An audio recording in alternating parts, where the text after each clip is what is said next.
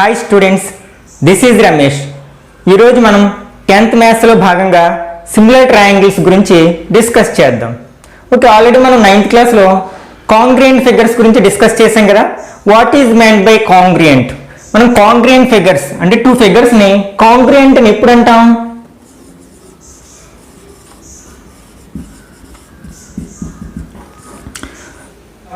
If the two figures have same size and same shape, అంటే ఒకే size ఒకే shape ఉన్న ఫిగర్స్ మనం కాంగ్రియంట్ ఫిగర్స్ గా చెప్పుకున్నాం కదా. Same shape and size.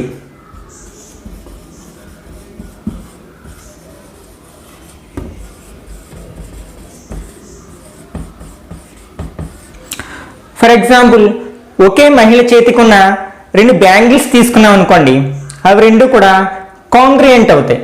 ఎందుకంటే రెండు సర్క్యులర్ షేప్లో ఉంటాయి, ఒకే షేప్లో ఉంటాయి. నెక్స్ట్ రెండు కూడా ఒకే సైజులో ఉంటాయి. మనం కాంగ్రియంట్ ఫిగర్స్ అనేది ఒక ఫిగర్ మీద రెండవ ఫిగర్ ఉంచినప్పుడు అవి రెండు కోయిన్సైడ్ అవుతాయి, అంటే ఏకీభవిస్తాయి. అట్లాంటి ఫిగర్స్ని మనం, అట్లాంటి షేప్స్ని మనం ఏం కాంగ్రియంట్ షేప్స్గా చెప్పుకోవచ్చు, కాంగ్రియంట్ ఫిగర్స్గా చెప్పుకోవచ్చు. ఇప్పుడు మనం 10th క్లాస్లో similarity of figures or similarity of triangles గురించి మాట్లాడుకుంటాం. What is meant by similarity? అసలు సిమిలారిటీ అంటే ఏమిటి? లుకింగ్ సేమ్, అంటే ఒకేలా కనిపించడం అనమాట. అంటే మనకి ఫర్ ఎగ్జాంపుల్ ఫొటోస్, మనకి డిఫరెంట్ సైజ్ ఆఫ్ ఫొటోస్ ఉంటాయి. మనకి స్టాంప్ సైజ్ ఫొటోస్ అని, పాస్పోర్ట్ సైజ్ ఫొటోస్ అని, అట్లా కార్డ్ సైజ్ ఫొటోస్ అని ఉంటాయి కదా. మనం ఒకే వ్యక్తి యొక్క డిఫరెంట్ సైజెస్ ఉన్న ఫొటోస్ తీసుకున్నాం. అంటే ఒకటి స్టాంప్ సైజు, ఒకటి పాస్పోర్ట్ సైజు, మరొకటి కార్డ్ సైజు, ఇట్లా డిఫరెంట్ సైజులో ఉన్న ఒకే వ్యక్తి యొక్క ఫొటోస్ తీసుకున్నాం అనుకోండి, అవన్నీ కూడా ఒకేలా కనిపిస్తాయి చూడడానికి, కాకపోతే సైజెస్లోనే డిఫరెంట్గా ఉంటాయి. ఇట్లాంటి ఫిగర్స్నే మనం సిమిలర్ ఫిగర్స్ అంటాం. ఇక్కడ సిమిలర్ మీన్స్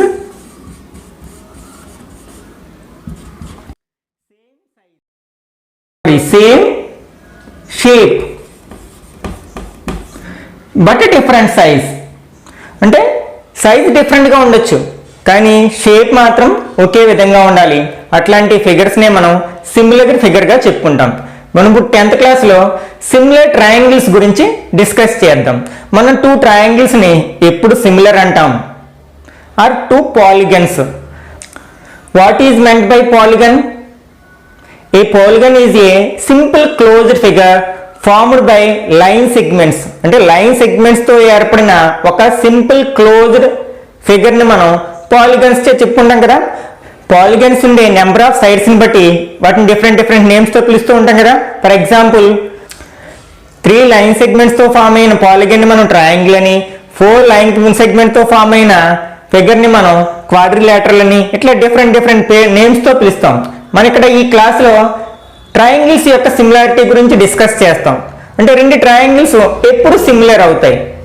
ఓకే, అసలు what are the properties of similar figures or similar triangles or similar polygons? Very important question ఇది. మనకి 1 మార్క్లోని 2 మార్క్లోని ఎక్కువ అడగడానికి అవకాశం ఉంది. అంటే properties of, what are the properties of similar triangles or similar polygons? మన question ఎలా అడిగినా ఆన్సర్ ఒకటే ఉంటుంది. అంటే మనకి 2 ట్రయాంగిల్స్ ఎప్పుడు సిమిలర్ అవుతాయి, లేకపోతే 2 పాలిగన్స్ ఎప్పుడు సిమిలర్ అవుతాయి అంటే ప్రాపర్టీస్ ఆఫ్ సిమిలర్ ట్రయాంగిల్స్.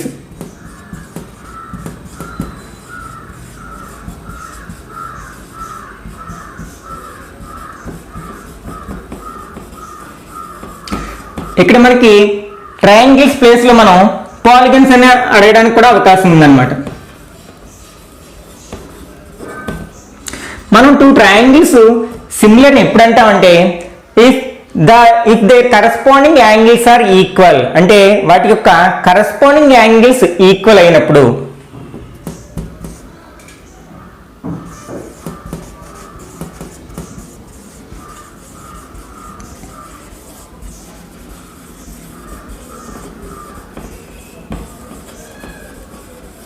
అట్లాగే second one is corresponding sides are in the same ratio. అంటే వాటి యొక్క కరస్పాండింగ్ సైడ్స్ యొక్క రేషియో ఈక్వల్గా ఉన్నప్పుడు, మనకు 2 రేషియోస్ ఈక్వల్గా ఉన్నప్పుడు అవి ఏంటంటాం? ప్రపోర్షనల్గా ఉన్నాయంటాం కదా. అందులో ఉండే నెంబర్స్ని ప్రపోర్షనల్గా ఉన్నాయంటాం కదా. అట్లాగే 2 ట్రయాంగిల్స్ యొక్క సైడ్స్ ఒకే రేషియోలో ఉంటే, అంటే ప్రపోర్షనల్గా ఉంటే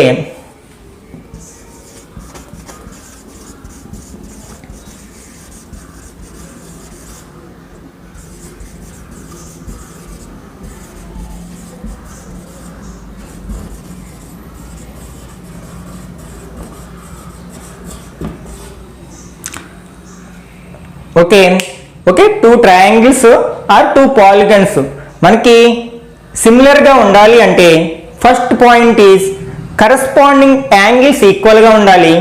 second one is or corresponding sides ఒకే రేషియోలో ఉండాలి, అంటే వాటి యొక్క రేషియోస్ ఈక్వల్గా ఉండాలి. ఒకసారి అసలు what is meant by corresponding angles and corresponding sides. మనం 2 ట్రయాంగిల్స్ తీసుకున్నాం. For example ABC is one a triangle and PQR is another triangle. Here angle A and angle P are called corresponding angles and angle B and angle Q are corresponding angles and angle C angle R. వీటిని మనం corresponding angles అంటాం. అంటే angle A, angle P, అట్లాగే angle B and angle Q and angle C and angle R. These are corresponding angles and corresponding sides AB and PQ, BC and QR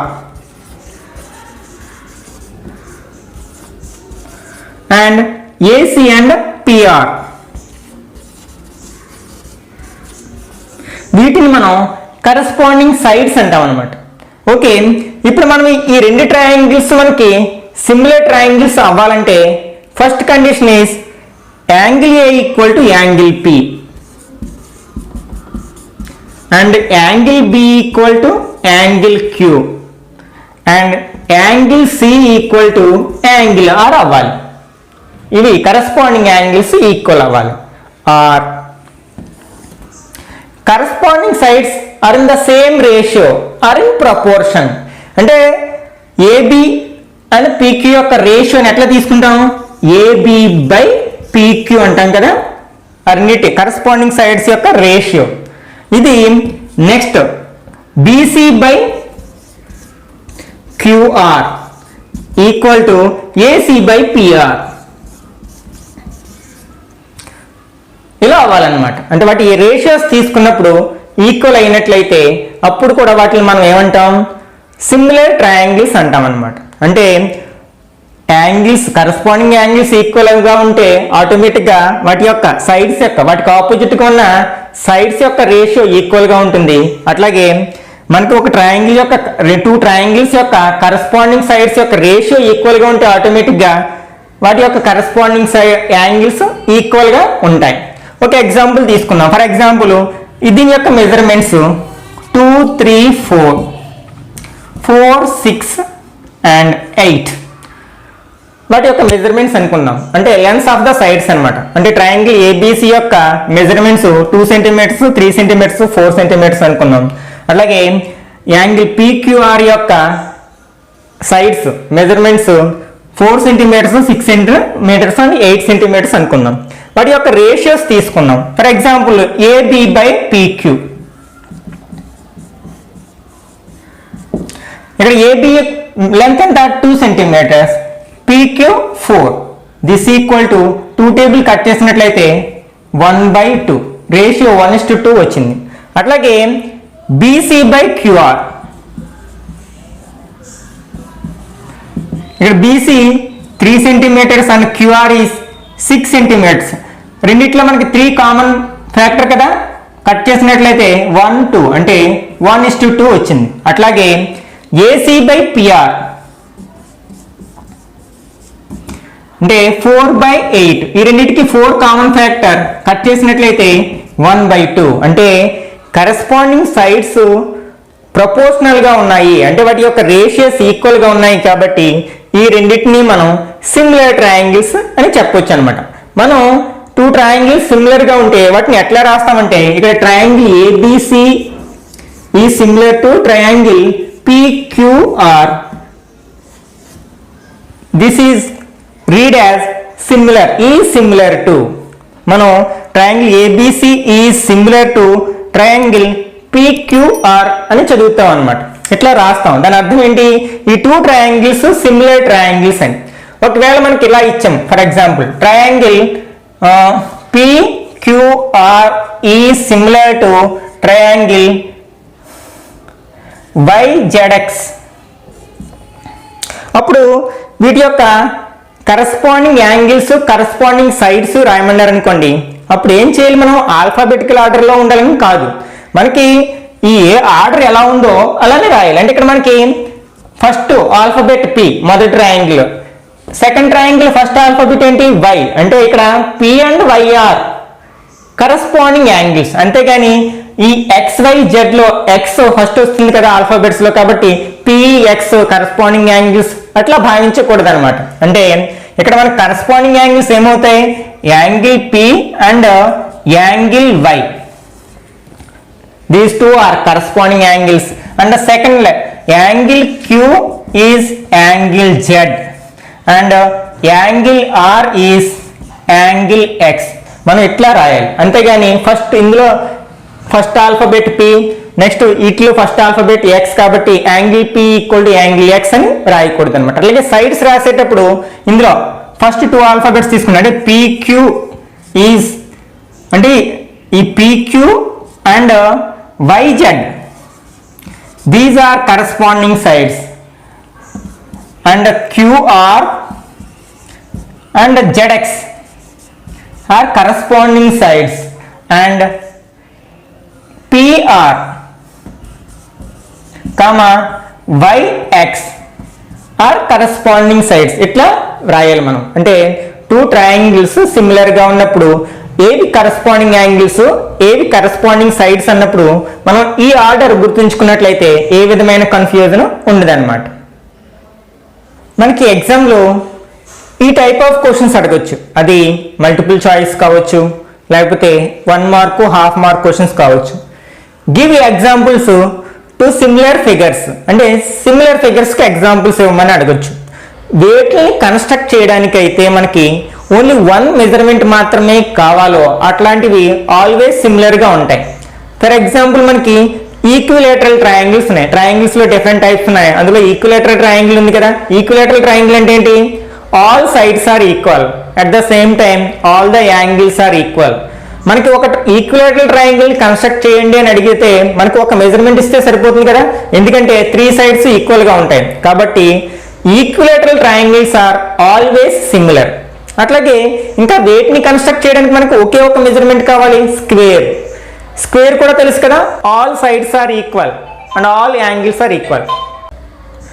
అట్లాగే circles, మనం circle draw చేయడానికి only radius ఇస్తే సరిపోతుంది, అంటే only 1 measurement సరిపోతుంది కదా. ఇట్లాంటివి ఎప్పుడైనా సరే ఆల్వేస్ సిమిలర్గా ఉంటాయన్నమాట. కాబట్టి మనం ఎగ్జాంపుల్స్గా equilateral triangles,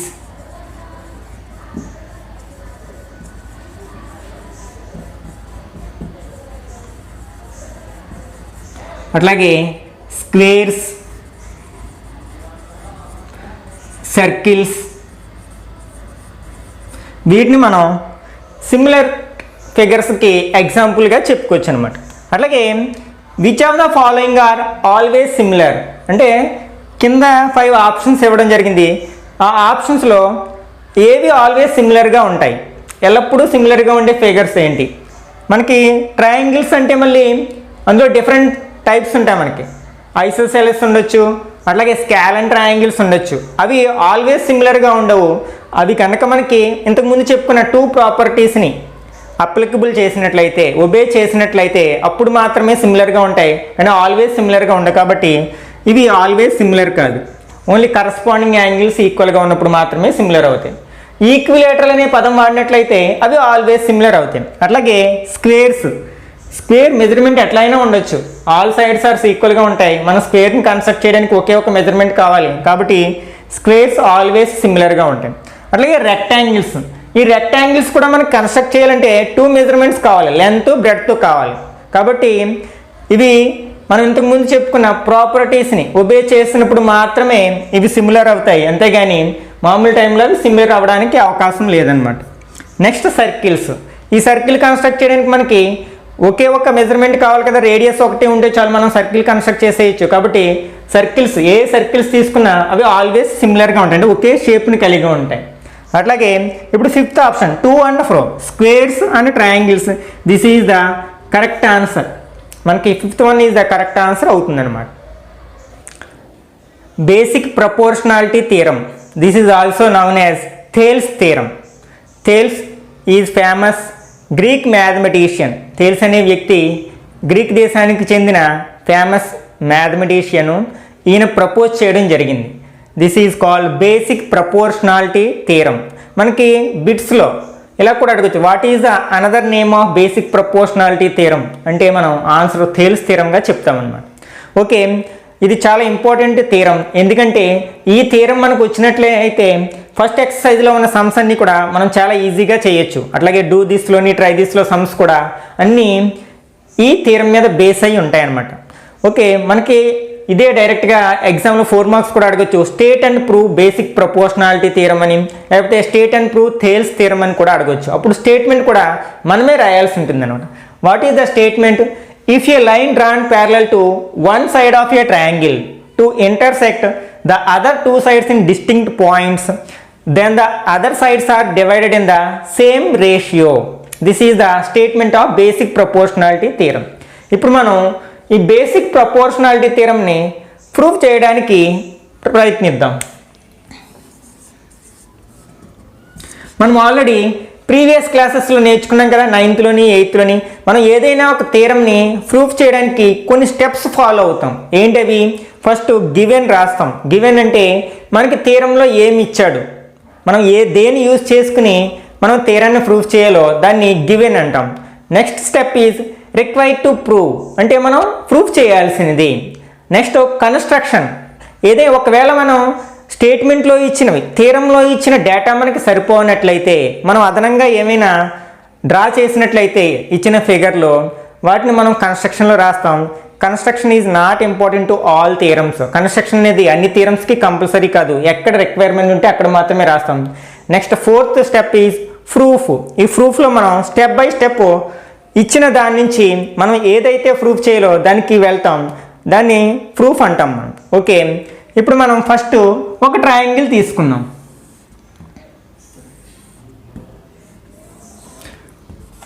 ABC is a triangle. ఇక్కడ మనకి ఏమి ఇచ్చారు? If a line drawn parallel to one side of a triangle, అంటే మనం ఒక ట్రయాంగిల్లో వన్ సైడ్కి ప్యారలల్గా ఒక లైన్ డ్రాన్ చేసినప్పుడు to intersect the other 2 sides in distinct points, అంటే మనకి ఫర్ ఎగ్జాంపుల్ బీసీకి ప్యారలల్గా ఒక లైన్ డ్రా చేస్తున్నాం, అది అదర్ 2 sidesని అంటే ఈ BC and this DE are parallel lines. అప్పుడు ఏం చేసింది? డిఈ అనేది మిగిలిన 2 sides ఏబి అండ్ ఏసీని 2 different పాయింట్స్లో ఇంటర్సెక్ట్ చేసింది కదా. Okay, this is given. Okay, దీనికి మనం గివెన్లో రాద్దాం. ఇన్ ట్రయాంగిల్ ఏబిసి మనం ఏం డ్రా చేసాం? డిఈ కదా. DE is parallel to BC and ఇక్కడ డిఈ అనేది DE intersects AB and AC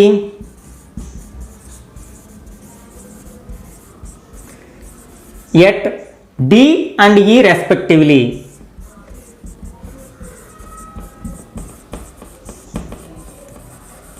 అంటే ఒక ఏబిసి అనే ట్రయాంగిల్ తీసుకున్నాం, అందులో బీసీకి ప్యారలల్గా మనం డిఈని డ్రా చేసాం. ఆ డిఈ అనే లైను మిగిలిన 2 sides ఏంటి? ఏబి అండ్ ఏసీని డి అండ్ ఈ దగ్గర ఇంటర్సెక్ట్ చేసింది. Okay, required to prove. మనం ఏం ప్రూవ్ చేయాలి? The other 2 sides are divided in the same ratio, అంటే మిగిలిన 2 sides ఒకే రేషియోలో డివైడ్ అవుతాయి. ఆ మిగిలిన 2 sides ఏం చెప్పుకున్నాం? AB and AC. వీటిని మనం డి అనే లైన్ సెగ్మెంట్ ఒకే రేషియోలో డివైడ్ చేస్తుంది. అంటే AD by dB, AD by DB is equal to AE by EC. ఇది మనం ప్రూఫ్ చేయాలి. Next construction. ఇక్కడ వాడు ఇచ్చిన డేటా మనకు థియరంని ప్రూఫ్ చేయడానికి సరిపోదు కాబట్టి మనం అదనంగా కొన్ని లైన్స్ డ్రా చేయాల్సి ఉంటుంది. అవి ఏమిటంటే first join DC and BE. ఈ డిసిని బిని జాయిన్ చేయాలి. మనం ఏవైతే అదనంగా డ్రా చేసామో వాటిని కన్స్ట్రక్షన్లో రాస్తాం కదా. Construction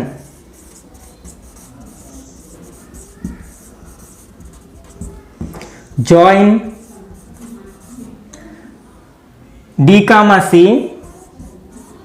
and B, E. ఇంకా ఏం డ్రా చేస్తున్నామంటే ఈ D నుంచి E నుంచి ఆపోజిట్ సైడ్స్కి పర్పెండిక్యులర్ లైన్స్ డ్రా చేస్తున్నాం. ఫర్ ఎగ్జాంపుల్ ఈ నుంచి పర్పెండిక్యులర్ లైన్ ఈఎఫ్ అనుకుందాం. అట్లాగే డి నుంచి పర్పెండిక్యులర్ లైన్ ఆపోజిట్ సైడ్కి జి అనుకుందాం. ఇవి రెండు కూడా మనం కన్స్ట్రక్షన్లో రాస్తాం. అంటే draw first one EF is perpendicular to AB and DG is perpendicular to AC.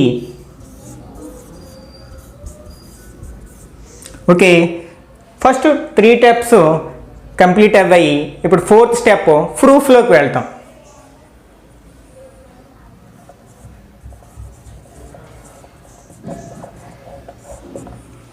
Okay, ఇప్పుడు మనకి ఇచ్చిన డేటాని ఆధారంగా చేసుకుని ఈ AD by DB is equal to AE by AC మనం ప్రూఫ్ చేయాలి, రాబట్టాలన్నమాట.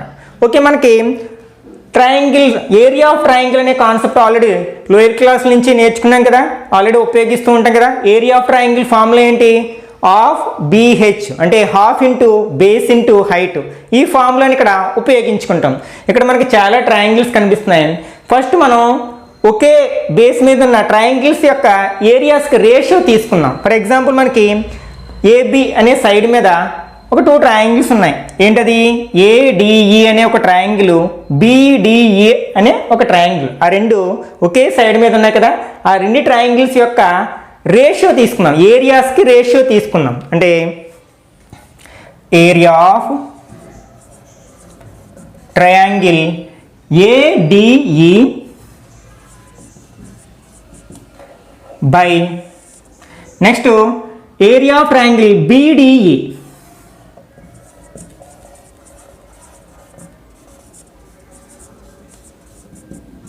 మనం ఇంతకుముందే చెప్పుకున్నాం కదా, ఏరియా ఆఫ్ ట్రయాంగిల్ ఫార్ములా ఏంటి?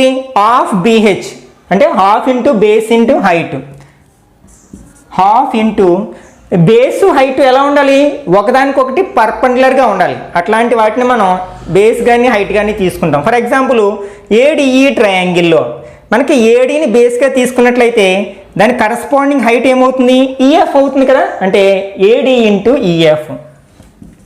AD is the base and EF is the height, corresponding height. In the same way, area of triangle BDE. మనం BDE, ఈ BDE ట్రయాంగిల్లో BDని బేస్గా తీసుకున్నాం అనుకోండి, అంటే half into BD into height ఏమవుతుంది? EF అవుతుంది. ఇక్కడ BDE అనేది మనకి అబ్ట్యూజ్ ట్రయాంగిల్. అబ్ట్యూజ్ ట్రయాంగిల్ అంటే ఒక యాంగిల్ మనకి 90 degrees కంటే ఎక్కువగా ఉంటే దాన్ని మనం అబ్ట్యూజ్ ట్రయాంగిల్ అంటాం కదా. ఫర్ ఎగ్జాంపుల్ ఇది బిడిఈ అనుకుందాం, బిడిఈ అనుకుందాం. ఇక్కడ మనకి అక్కడ ఉన్న యాంగిల్ మోర్ దాన్ 90 ఉంటుంది కాబట్టి అది అబ్ట్యూజ్ ట్రయాంగిల్ అవుతుంది. ఇప్పుడు మనం బీడీని బేస్గా తీసుకున్నట్లయితే హైట్, దాని కరస్పాండింగ్ హైట్ ఏమవుతుంది? ఆపోజిట్ వెర్టెక్స్ నుంచి డ్రా చేసిన పర్పెండిక్యులర్ లైన్ దాని హైట్ అవుతుంది. దీని ఆపోజిట్ వెర్టెక్స్ ఏంటి? ఈ కదా. మరి దీని నుంచి బేస్కి పర్పెండిక్యులర్ లైన్ డ్రా చేస్తే ఎక్కడికి వస్తుంది? అవుట్ సైడ్కి వస్తుంది, outside of the triangle వస్తుంది. అందువల్ల ఇక్కడ బీడిఈ ట్రయాంగిల్ యొక్క హైట్ ఏమవుతుంది? ఈఎఫ్ అవుతుంది, ఈఎఫ్. ఇక్కడ మనకి half half gets cancel and EF gets cancel. This is AD by DB or BD. Let this equation be first one. దీని first equation అనుకుందాం. Next in the same way మనం AC side మీద ఉన్న triangles యొక్క areas యొక్క ratio తీసుకున్నట్లయితే, అంటే area of triangle ఈ సైడ్ మీద ఏడిఈ అనే ఒక ట్రయాంగిల్ ఉంది, అట్లాగే సిఈడి, ఆ రెండింటి యొక్క ఏరియాస్కి రేషియో తీసుకున్నాం. అంటే area of triangle ADE by area of triangle CDE or CED. Okay, ఫార్ములాని అప్లై చేసినట్లయితే హాఫ్ ఇంటూ బేస్. ఇక్కడ మనకి ఒక ట్రయాంగిల్లో బేసు ఏదైనా తీసుకోవచ్చు, 3 సైడ్స్ ఉంటాయి. మనం 3 సైడ్స్లో ఏ ఒక్కదాన్నైనా మనం బేస్గా తీసుకోవచ్చు, కానీ హైట్ అనేది బేస్కి పర్పెండిక్యులర్గా ఉండాలి. ఓకే, మనం ఏఈని బేస్గా తీసుకుందాం. ఏఈ ఇంటూ ఇప్పుడు దీని కరస్పాండింగ్ హైట్ ఏమవుతుంది? ఏఈకి పర్పెండిక్యులర్ లైన్ ఏంటి? డీజీ కదా, అంటే డీజీ హైట్ అవుతుంది. డీజీ బై అట్లాగే సిడిఈ, ఈ ట్రయాంగిల్లో సిఈని మనం ఆర్ ఈసీని మనం బేస్గా తీసుకున్నాం. Half into CE or EC, EC into ఇప్పుడు ఇది కూడా మనకి ఏంటి? అబ్ట్యూజ్ ట్రయాంగిల్. దీని హైట్ ఎక్కడికి వస్తుంది? అవుట్ సైడ్ ఆఫ్ ద ట్రయాంగిల్కి వస్తుంది, అంటే డీజీ అవుతుంది మనకి. ఎందుకంటే ఏసీకి పర్పులర్ లైన్ డీజీ కదా, కాబట్టి ఇక్కడ హైట్ డీజీగా రాస్తాం. దిస్ ఈక్వల్ టు ఇక్కడ half gets cancel, DG gets cancel, AE by EC. Let this equation be second one. మనం ఆల్రెడీ 9th క్లాస్లో ఒక థీరం నేర్చుకుంటాం. ఏంటంటే మనకి ఒకే ప్యారలల్ లైన్స్ మధ్యలో ఉండి ఒకే బేస్ మీద ఉన్న 2 ట్రయాంగిల్స్ యొక్క ఏరియాస్ ఈక్వల్గా ఉంటాయి. అవి ట్రయాంగిల్స్ కావచ్చు, లేకపోతే ప్యారలోగ్రామ్స్ కావచ్చు, రెక్టాంగిల్స్ కావచ్చు, ఏవైనా సరే వాటి యొక్క ఏరియాస్ ఈక్వల్గా ఉంటాయి. అంటే ఫర్ ఎగ్జాంపుల్ 2 ప్యారలల్ లైన్స్ ఉన్నాయి. ఈ 2 ప్యారలల్ లైన్స్ మధ్యలో 2 ట్రయాంగిల్స్ ఉన్నాయి. ఆ 2 ట్రయాంగిల్స్ ఎలా ఉన్నాయంటే ఆ రెండింటికి ఒకే బేస్ ఉంది. ఫర్ ఎగ్జాంపుల్ నేను ఏబిసి అనే ఒక ట్రయాంగిల్ తీసుకున్నాను. నెక్స్ట్ ఏడిసి.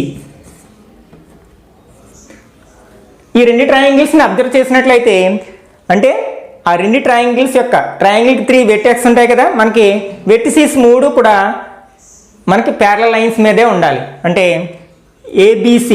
ఏబిసిలో ఏబిసి అనేవి వెర్టిసిస్ కదా, అవి ప్యారలల్ లైన్స్ మీదే ఉన్నాయి కదా. అట్లాగే బిసిడి ఆ ట్రయాంగిల్ యొక్క వెర్టిసిస్ కూడా ప్యారలల్ లైన్స్ మీదే ఉన్నాయి. నెక్స్ట్ రెండిటి యొక్క బేస్ కూడా ఒకటే. ఏబిసి ట్రయాంగిల్ బీసీని మనం బేస్గా తీసుకున్నట్లయితే అట్లాగే బీసీడి ట్రయాంగిల్ కూడా బేస్ బీసీనే అవుతుంది. ఇట్లా ఒకే ప్యారలల్ లైన్స్ మధ్యలో ఉండి ఒకే బేస్ ఉన్న 2 ట్రయాంగిల్స్ యొక్క ఏరియాస్ ఈక్వల్గా ఉంటాయి. అది మనం 9th క్లాస్లో నేర్చుకున్నాం. ఆ థీరంని ఇక్కడ మనం అప్లై చేసుకున్నాం. ఇక్కడ మనకి ఈ బిడిఈ అనే ట్రయాంగిల్ అట్లాగే సిడిఈ అనే ట్రయాంగిల్ కూడా మనకి ఈ 2 ప్యారలల్ లైన్స్ కదా, ఈ రెండింటి మధ్యలోనే ఉన్నాయి. ఇప్పుడు మనకి ట్రయాంగిల్ యొక్క బేస్గా దేనైనా తీసుకోవచ్చు కదా, ఈ రెండింటి యొక్క బేస్గా మనం డిఈని తీసుకోవచ్చు. అంటే ఈ 2 ట్రయాంగిల్స్ ఒకే బేస్ డిఈ మీద ఉన్నాయి. అట్లాగే ఒకే parallel in between same parallel lines BC and DE, కాబట్టి ఆ రెండింటి యొక్క ఏరియాస్ ఈక్వల్గా ఉంటాయి. ట్రయాంగిల్ బిడిఈ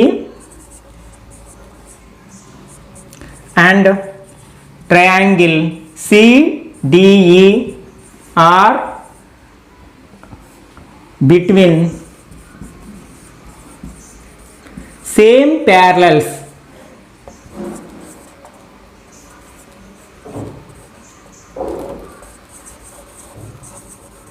ఏంటి అవి parallels lines? BC and DE and on same base.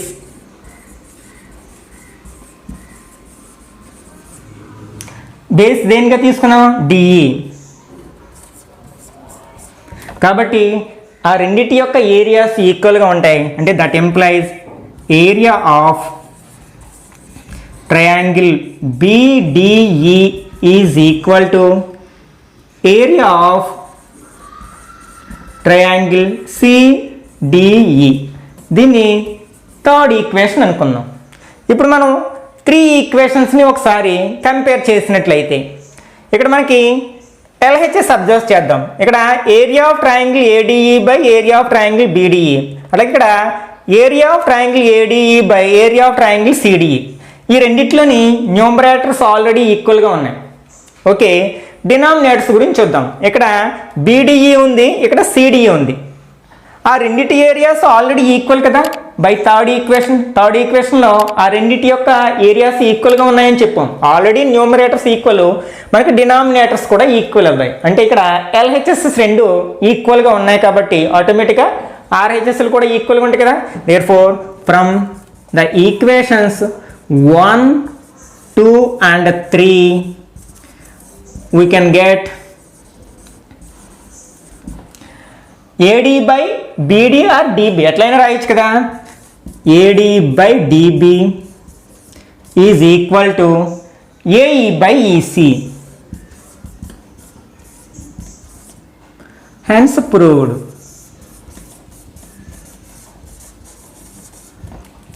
Okay, this is the proof of basic proportionality theorem.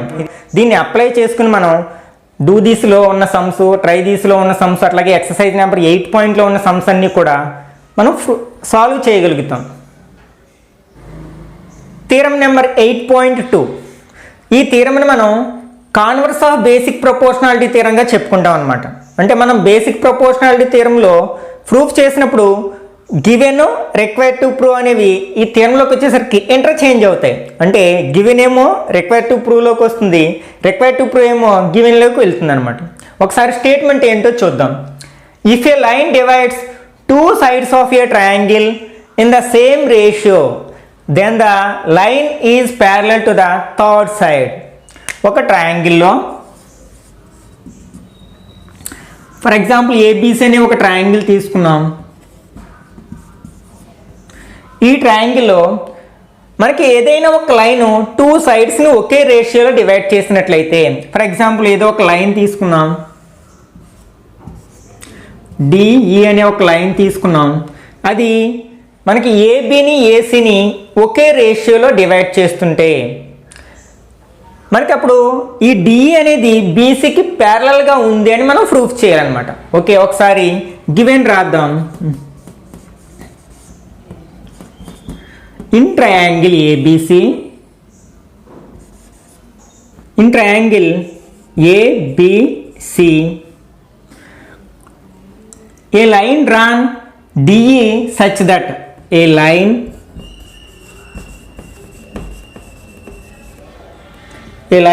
DE drawn such that AD by DB is equal to AE by EC.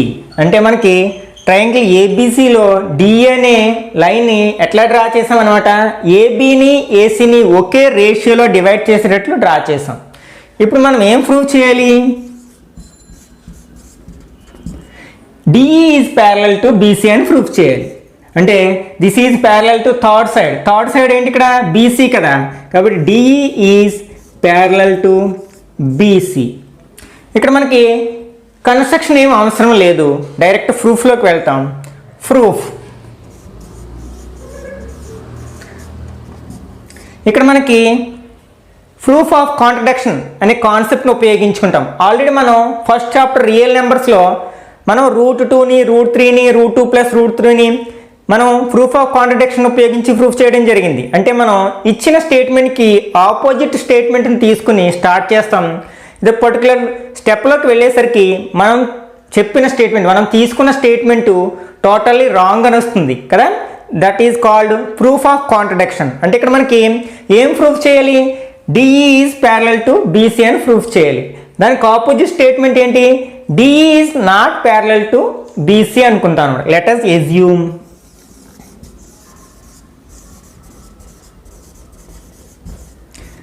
DE is not parallel to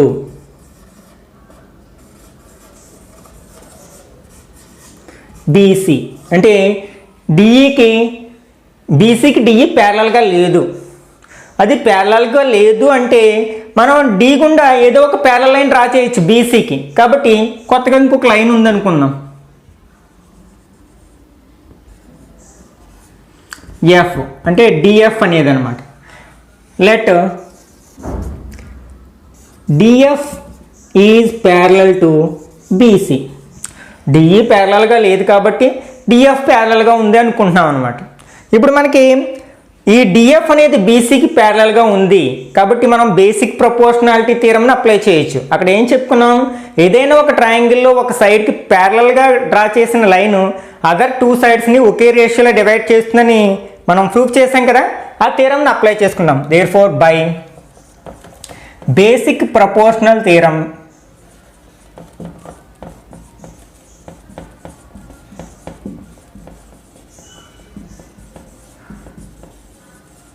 మనం ఏం చెప్పొచ్చు, ఇక్కడ మనకి DF అనేది ప్యారలల్గా ఉంది కదా, DF అనేది బీసీకి ప్యారలల్గా ఉంది కాబట్టి AD by DB is equal to AF by FC.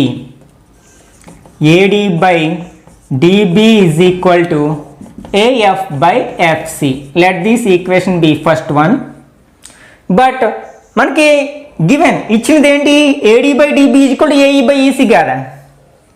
But AD by DB equal to AE by EC.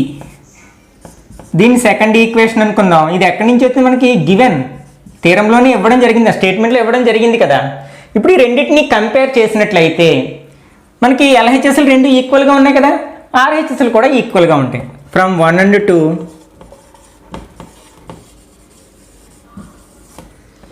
మనం ఏం రాయొచ్చు, AF by FC equal to AF by FC equal to AE by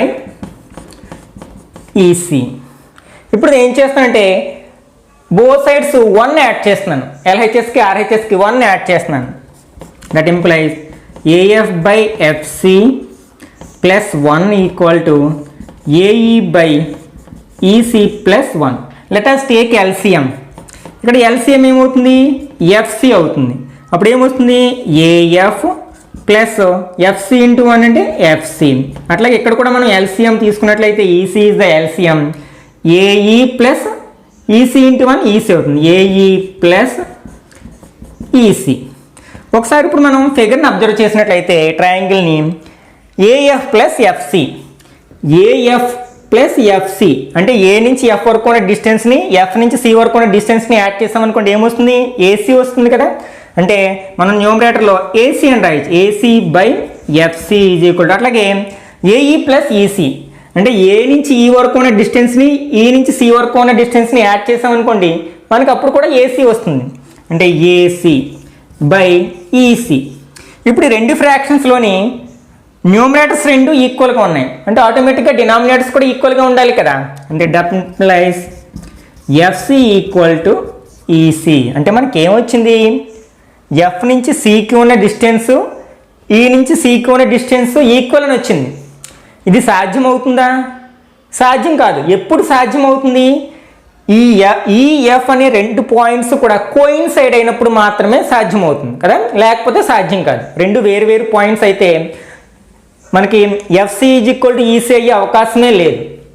only ఎప్పుడు మాత్రమే సాధ్యమవుతుందంటే ఈ F అనే 2 points ఒకే చోట ఉన్నప్పుడు coincide మాత్రమే సాధ్యమవుతుంది. కాబట్టి అవర్ అజంప్షన్ ఈజ్ రాంగ్ అని రాస్తాం, hence proved. Okay, this is not possible, this is impossible. Only possible when F and E are coincides.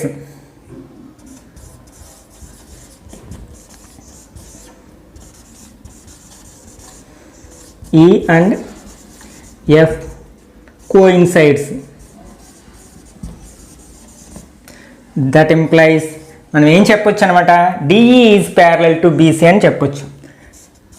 DE is parallel to BC, hence proved.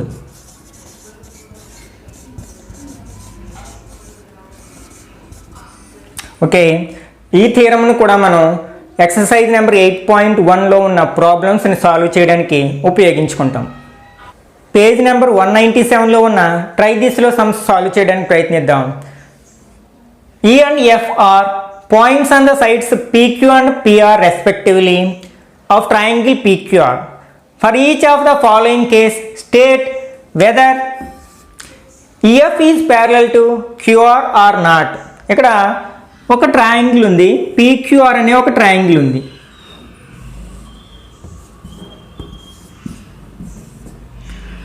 Okay, ఈ and F R points on the sides PQ and PR. EF అనేవి PQ మీద అలాగే PR మీద 2 points.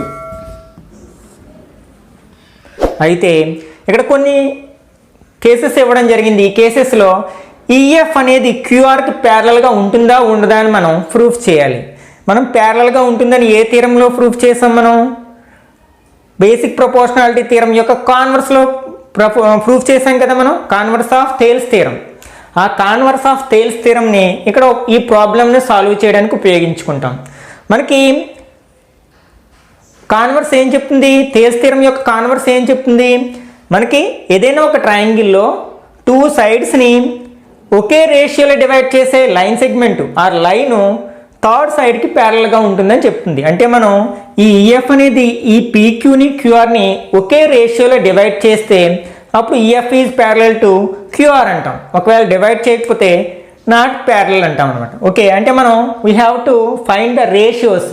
అంటే PE by EQ ఆ ratio find out చేయాలి. అట్లాగే PF by FR ఆ రెండు రేషియోస్ ఈక్వల్గా ఉంటే ప్యారలల్గా ఉందంటాం, లేకపోతే నాట్ ప్యారలల్ అని చెప్తాం అనమాట. Let us take ratio. First one is PE by EQ. ఇక్కడ ఇచ్చిన వాల్యూస్ రాద్దాం. పిఈ అంటే 3.9 బై ఈక్యూ 3. అట్లాగే PF by FR, PF by FR equal to PF means 3.6.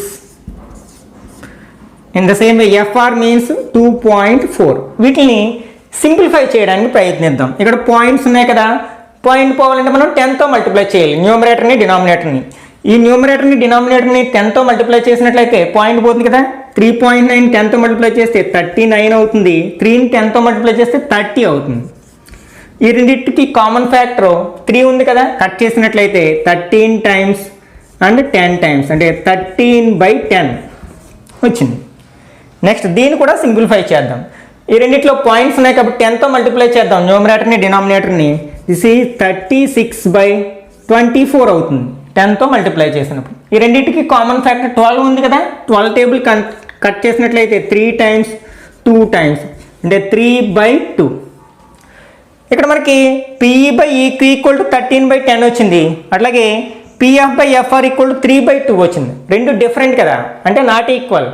అంటే PE by EQ is not equal to PF by FR.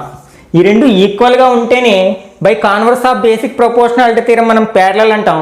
లేవు కాబట్టి మనం ఏం చెప్తాం అనమాట, EF is not parallel to QR అని చెప్పొచ్చు by converse of basic proportionality theorem. Okay, second problem చూద్దాం.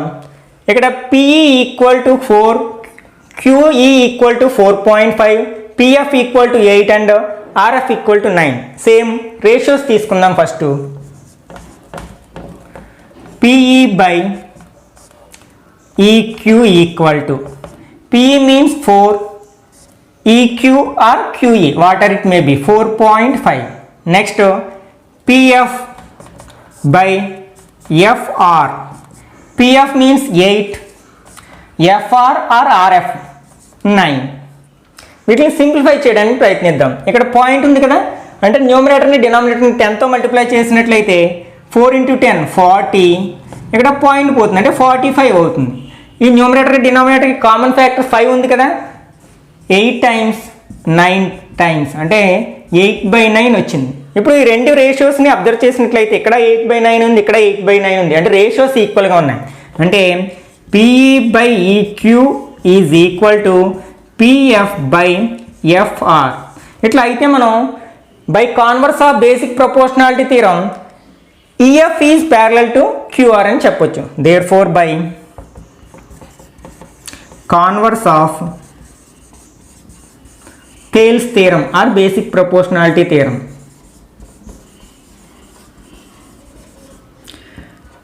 EF is parallel to QR.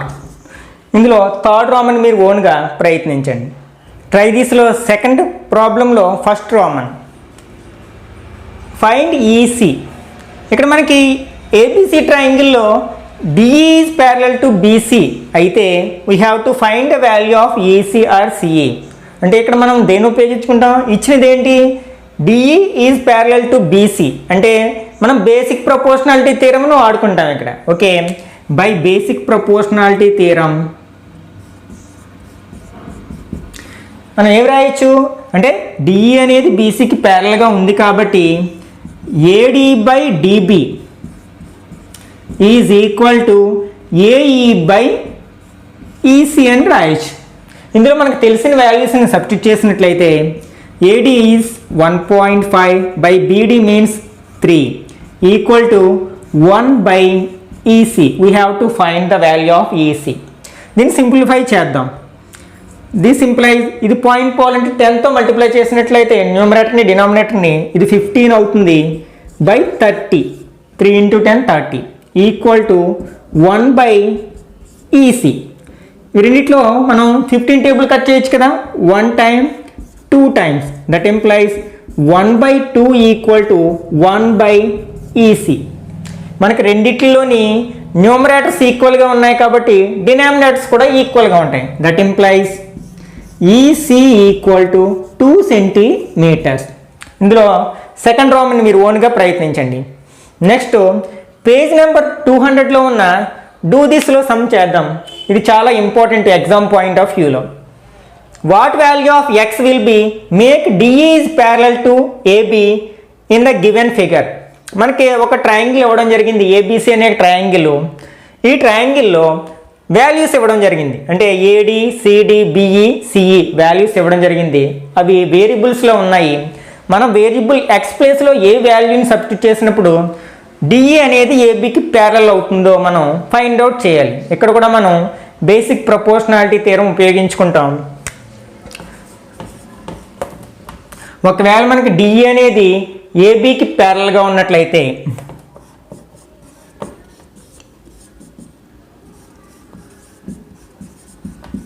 Then by basic proportionality theorem మనం ఏం రాయొచ్చు, CD by DA CD by DA is equal to CE by EB. Okay, మనకు తెలిసిన వాల్యూస్ని substitute చేసినట్లయితే CD means x plus 3 by DA or AD 8x plus 9 equal to CE means x by EB or BE 3x plus 4. Cross multiplication చేసినట్లయితే x plus 3 into 3x plus 4 equal to x into 8x plus 9.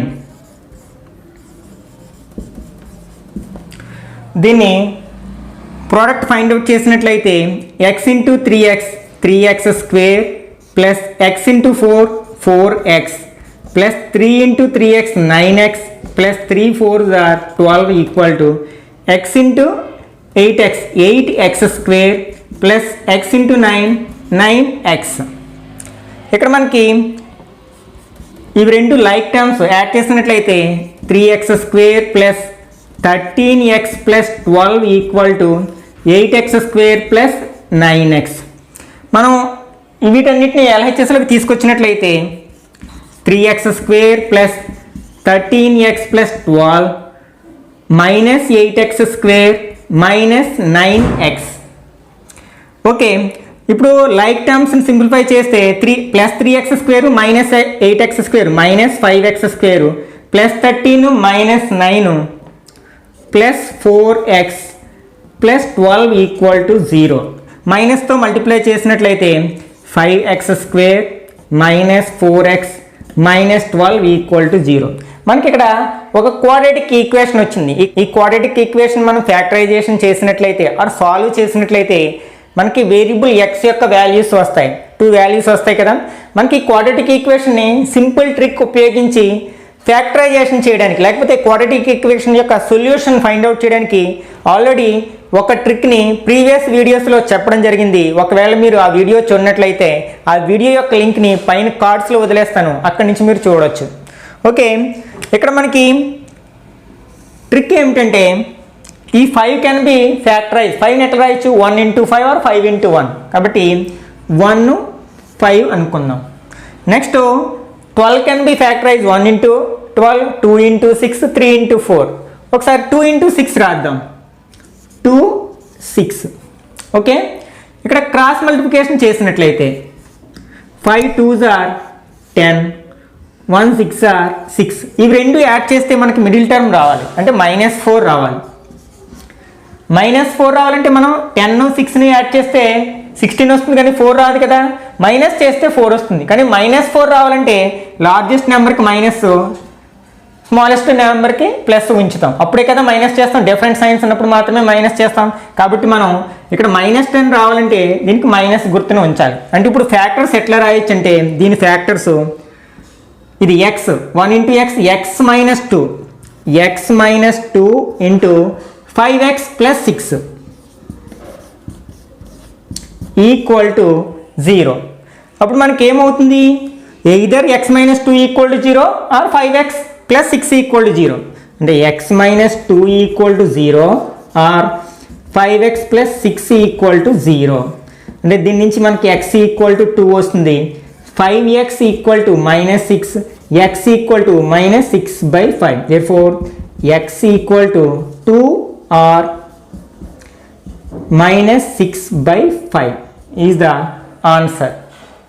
Okay, ఇదే do దిస్లో మనకి second problem ఉంది. అది మీరు ఓన్గా చేయడానికి ప్రయత్నించండి.